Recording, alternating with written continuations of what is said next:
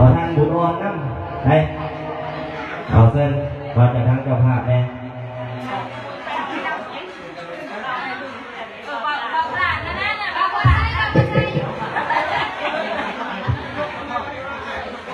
เอาเส้นเป็นกระดองคนใจบุคคลเนาะวิทย์จะฝากไปเลยจงเอาไปทั้งทีมงานเอาหนักกับประคองกันบ้านเนาะนี่แต่พะโล้เอาปัจจัยทุกคนจากทางเจ้าภาพใส่ยิ่งขึ้นออกมา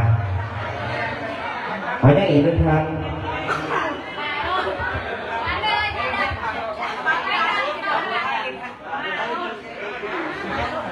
โอเค